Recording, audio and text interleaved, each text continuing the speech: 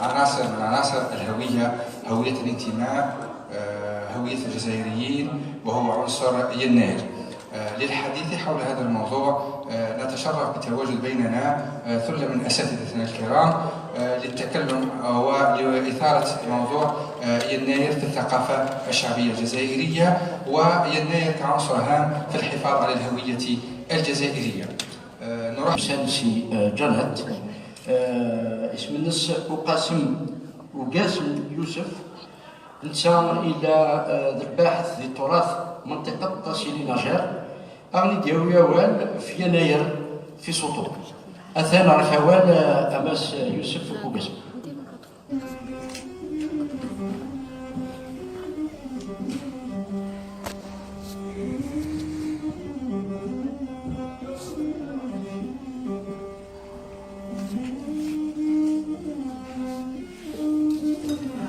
السلام عليكم.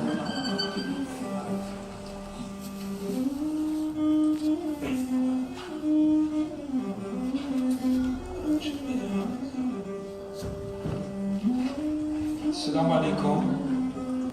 الزلف اللون هنا قوانين تمدام إرقتلام كل أول وان الأمازيغ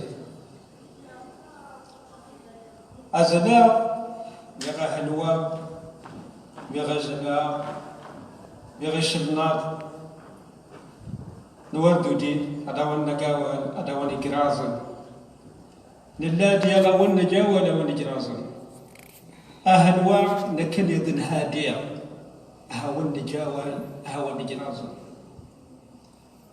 تغتاولت انت ما زغت عدن سيول مرضى أول وان كيلايا فولا ساكت كيلايا أول نسل تباشق قريقان الفراق واتونك، ولكن باش وردين تاراي تاتم جنين عن نقل المحاضرة تاتم مستنين النقل دون المحاضرة تاتم مستنين فوليريت النيت يسد نفل جالت نسد ديال باش أول تتنف سلفتي قدمها كله ارتيا غوالا ويسمحوا لي قال أمازيغ راني حاولت نتكلم بلسانيات الترقية الأربعة: الناطقون بالهاء، الناطقون بالجيم، الناطقون بالزين، والناطقون بالشاء.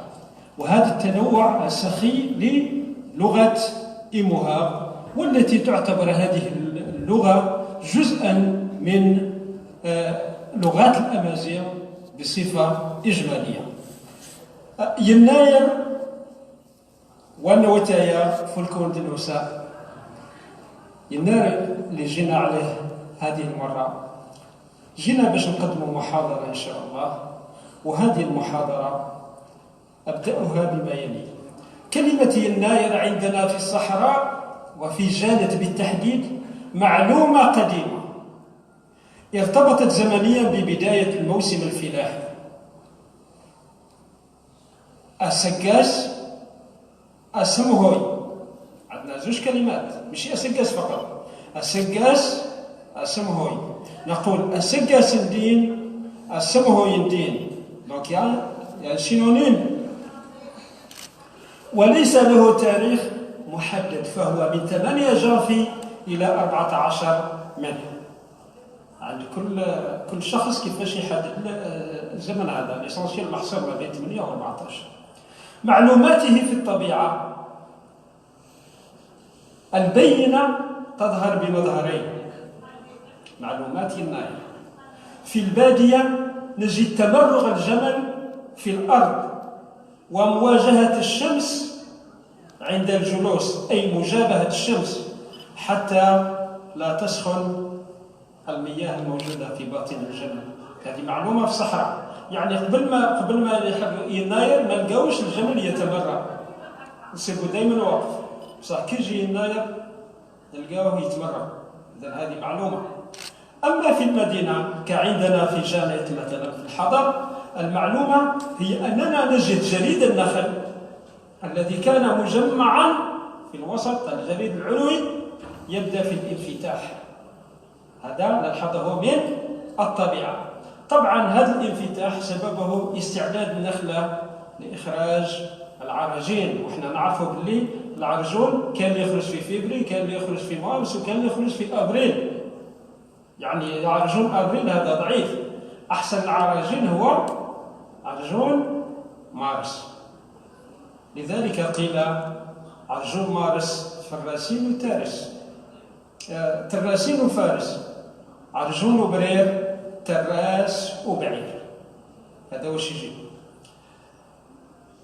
وبما أن المواسم الفلاحية لها علاقة بالتقويم السنوي، فلا بأس أن أتطرق إلى لوحتين مهمتين من الفن الصخري، وهما المتواجدتان في وادي إيجابارن شرق جانت. كي نخرج من جانت واحد 15 كيلومتر، من بعد عندنا عقبة أبو، نطلعوا تعطينا ساعتين ونص بالرجلين، ندخلوا منطقة إيجابارن، وهي من أهم المناطق في الفن الصخري. احنا عندنا إيجابارن وعندنا صفار، هما الأماكن اللي كان فيها الإنسان القديم.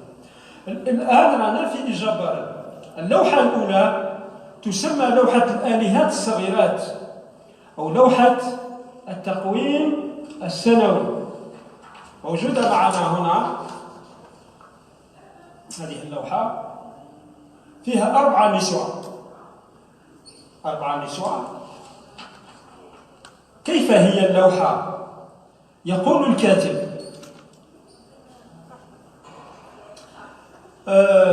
هي عبارة عن لوحة فنية من الفن الصخري يرجعها هيرودوت إلى القرن 18 قبل الميلاد، تحوي 4 نسوة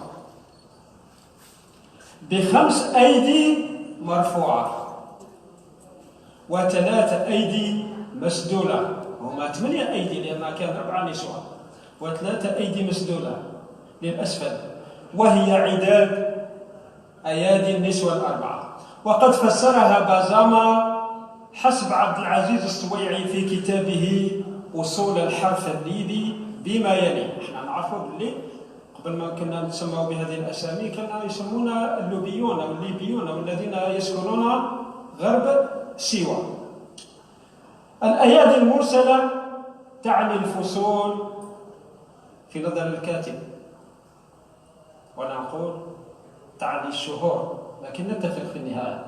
الأيادي الغير محجبة 6، عدد أصابعها 5 في 6، رايحة تعطينا 30 وهي أيام الشهر. الأيادي المرفوعة 5 المرفوعة وهي أيام النسي. النسوة 4 وهي عداد الأشهر في الفصل. لكنني لي رأي، لكني أرى ربما أن الكاتب أخطأ فيما بين الفصول والأشهر.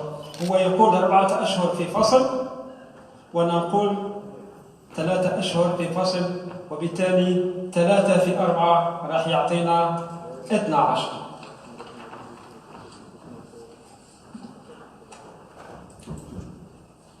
وإذا اعتمدنا لوحة إيجابارن شرق جانت لحساب أيام السنة، لازم تبرز اللوحة زملائي الباحثين. إذا حسبنا عدد الأشهر عدد الفصول نجد 4 في 3 وتساوي 12. إذا حسبنا عدد الأشهر الكلي عدد أيام كل شهر نجد 12 في 30 تعطينا 360 يوما. وإذا أضفنا أيام النسي 5 نجد 360 زائد 5 تساوي 365، وهي عداد أيام السنة الشمسية. اللوحة الثانية هي اللوحة التي تربطنا بالفلاحة مباشرة نظرا لمشهوداتها، حيث يبرز فيها الفرح بنجاح الموسم الفلاحي، والدال عليه جريد النخيل والأكواب والرقص والموازين والهلال والتعاون الموجود بين الجنسين، مما يبرز يناير من خلال الزمن التقويمي بالهلال. الفرح بالمنتوج جريد النخل والأكواب. الرقص من وجود تمايلات ووسائل الرقص كالعصا المعكوفة والعصي المستقيمة، التعاون والمساواة لتساوي عدد الأشخاص الجنسين 3 رجال و3 نسوة. أما الشكل الآخر الذي يشبه الزورق يمكن تخيله وعاء كبير، كما يمكن ملاحظة أن النسوة على رؤوسهن ما يشبه الطير، مع وجود ساتر لأجسادهن من الأسفل، في حين الرجال ارتدوا جراب العورة.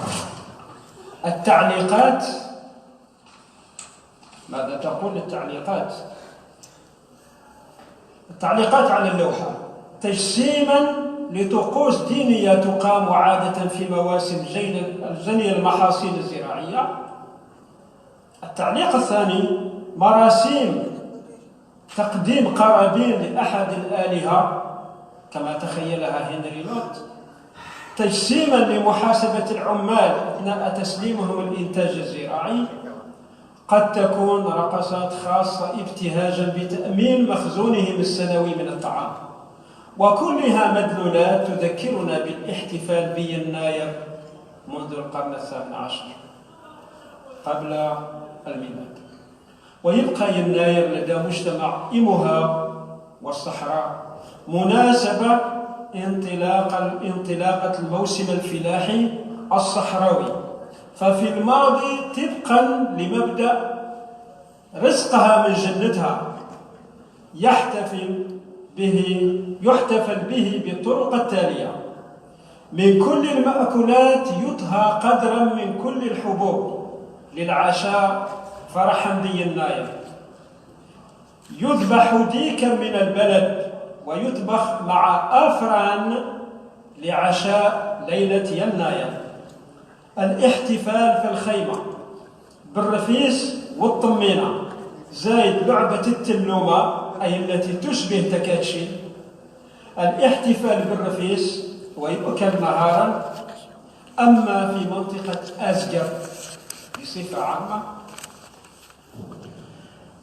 أو التوارق، توارق الشمال عموما، أطاهي تاماسين تيكا ياوين الفتات تارويت فاري فظاظة، الأطهية التي تصنع من الحبوب المدخرة تمرق بالدهون ولحم القديم. أما حاليا منذ إعلان عيد يناير أصبح الاحتفال به يمتاز عموما وأؤكد على جانب بالأكلات المتنوعة عبر كامل الأقليم، الألبسة التقليدية والحوارات وإعطاء كلمات بالمناسبة. يفرح الناس بالموسم الفلاحي الجديد استعدادا للربيع، منافسة أجمل لباس تقليدي وأفضل أكلة تقليدية. أتوقف هنا وأشكركم على الاستماع.